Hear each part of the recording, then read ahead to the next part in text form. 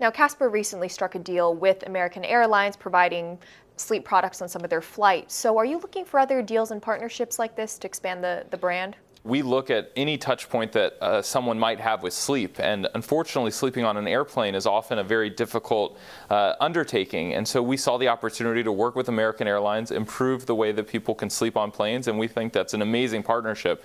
And so we'll continuously look at other areas where customers have intersections with sleep and see what we could do to help improve that. What are some examples of that? Well, hotels are another one. So when you're traveling for work or pleasure, the way that you sleep obviously impacts the quality of your trip or your performance. And so we think there are opportunities to improve the quality of sleep at hotels as well. Now, online mattress sales have boomed in recent years to many observers' surprise. And where would you say your market share is right now, and who would you say you're taking market share away from? So we still think that the online percentage of share within the category is relatively small. It's grown tremendously fast since we launched our business 3.5 years ago, and we think that that growth will continue. And we think we're pulling a lot of share from the traditional brick and mortar. The idea that customers have to go into the mattress store that is seemingly on every corner, we think is antiquated. And we're hoping to help educate consumers that that paradigm is a paradigm of the past and that we're a better, smarter way to buy mattresses and other sleep products. So Caspers cut out a lot of those inefficiencies by going direct to consumer. Could you give us some color on what the supply and distribution model looks like? Sure. So direct to consumer means that we know our customer, we know what they want, we know if they want delivery around a certain time.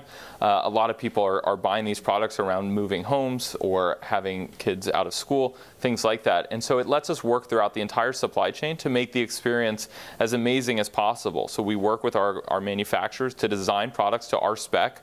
Those products are constantly being improved based on feedback and intel we're getting from our customers. We love that one-to-one relationship with customers, and now that we have that at scale with hundreds of thousands of customers, we're able to really hone in the products, make them incredibly comfortable, provide the best night of sleep possible, and do it in a way that is easy and unlike anything you could have done before. Now, Casper is primarily a digital brand, but you have this partnership with Target now, and it's actually available in many brick and mortar stores. So how important is that offline sales channel? How have sales been?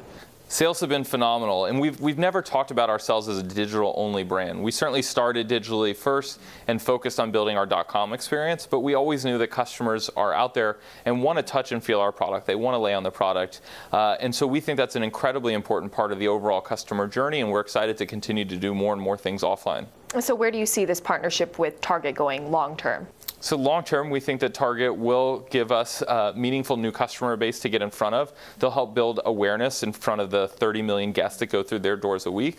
But we see Target as one part of the overall pie for us to go offline. We're also doing more pop-ups that we do on our own, where we get to talk to our own customers and service them and make sure that we're creating the best experience possible. And you'll see us do more of those as well. So Bloomberg News has reported that Target had considered acquiring Casper.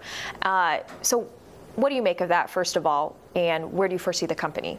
So the conversation with Target was great in that we discussed with them our business. We had been working on the commercial arrangement with Target for some time, and we got to know the management team very well, and they got to know us, and it was just a meeting of the minds where we both saw the opportunity within the consumer landscape. Sleep is becoming an important part of the consumer journey. We think it's becoming the third part or the third pillar of wellness next to active lifestyle and healthy eating, and this was exactly in line with Target. So when Target asked us what could they do to help us and grow our business, we decided the best path forward was for them to lead our Series C round of financing. So is the goal then to become an independent global sleep brand, or do you think it could fit very nicely into some larger corporation? No, we think that we have a very large and bright future ahead of us. As I mentioned, we're only 3.5 years into our journey. We just launched the business recently, so we're still a very young company with very big ambitions, and we think we have a lot of work to do to build our brand and to build the next great global consumer presence.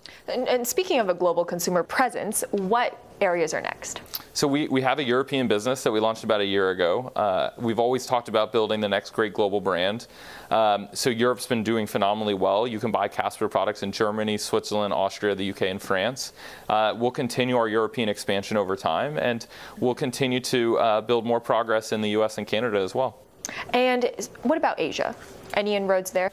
Yeah, Asia is an exciting market. The market in Asia is changing very quickly. Every country is a bit different, and we'd love to enter there, but no immediate plans.